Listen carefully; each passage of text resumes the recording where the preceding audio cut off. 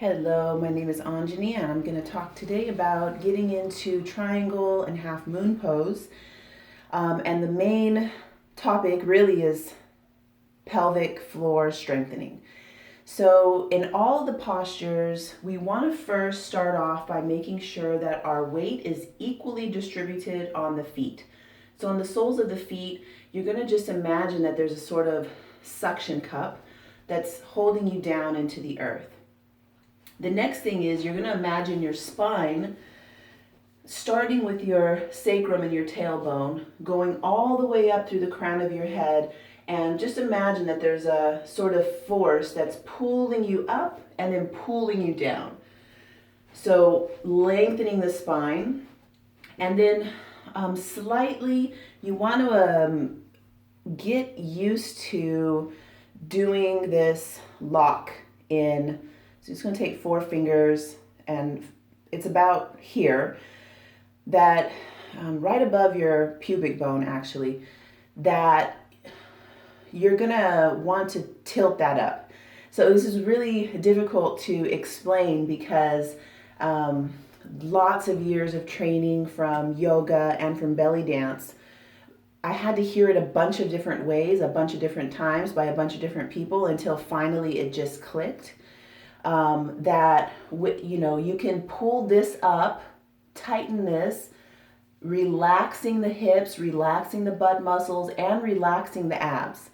So the things that helped me were, number one, I had a shiatsu teacher who was in martial arts, and he said to imagine that you were a man, which that already is kind of mess up our vision for women, but that there was a samurai coming with a sword to chop off your man parts. So you sort of, pull this in. And that imagery, it would be imagining you're pulling your testicles up or pulling your unit up inside your body. So it's a slight tuck.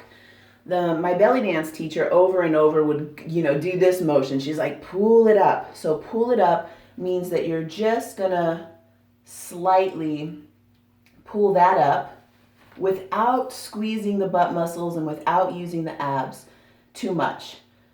So you gotta practice that, and then the hip bones will be facing forward.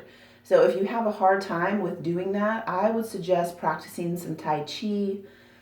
They focus a lot on what they call the Dantian, which is that same area of the body where it's like a power center, or belly dance with somebody who's been practicing for a long time, who can teach you more about controlling and strengthening the muscles in the pelvis and in the belly.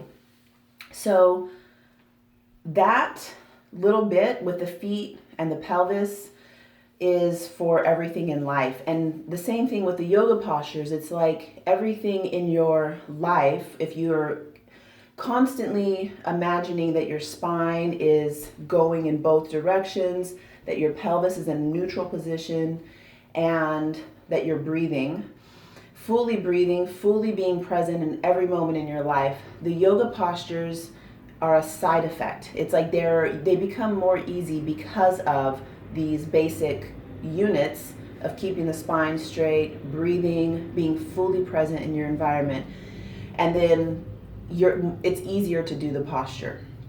So I have a nice wall here, so I'm gonna use the wall just to show a technique for getting into half moon from triangle. So with your feet, you want to have the heel of your foot placed on the inside of your other foot. And then you're just I'm gonna start over here. Just gonna step out. So that way your feet are in the right alignment. Pelvis, hip bones, anterior, superior iliac spine, that's what these guys are called, that they're facing forward. Butt muscles are relaxed, and you've got this little pelvic floor lock engaged. So from here, you're gonna bring the arms out and you're pulling. So imagine the little teapot song where you're gonna be a little teapot. Stretch all the way over. You can even imagine somebody's pulling this arm that way. Then you're gonna drop that down. Inhale, reach this up. And on your exhale, you're just gonna release. So every time you inhale, you're imagining the spine getting long. Every exhale, you're imagining that tipping over.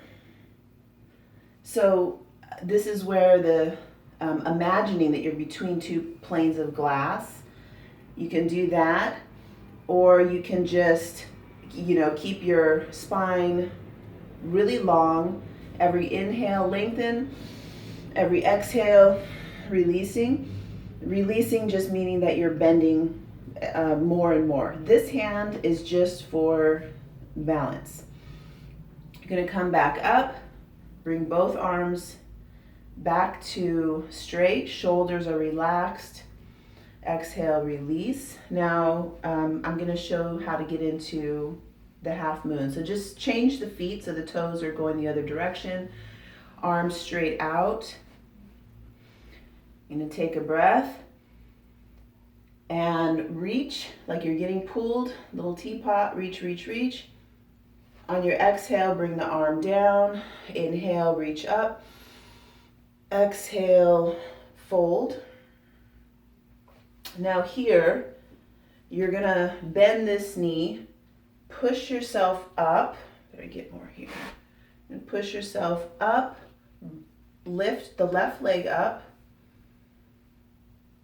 And I'm gonna use the wall, so holding, so you can imagine keeping your spine straight. And if you have a wall, the normal way people use walls is by putting their back on it to feel their back against the wall. But what we're gonna do just for now is hold the wall this way so that you can straighten the spine and have both hip bones facing forward. Raise that up. Every inhale, lengthen. Every exhale, you're gonna tip. So now you've got the wall in this way to hold on to it. And I think that's a really good way to practice keeping the pelvis straight. And soon you'll have enough strength that you won't need to use the wall and that you can hold yourself up and get into half moon. And then there's all the different variations in half moon. So I hope that helps. If you have any other questions, ask, because I love answering questions because it really helps me to integrate things that I've been practicing and things I know, and it helps it actually make more sense to me when I have to find words. So I look forward to connecting with you soon.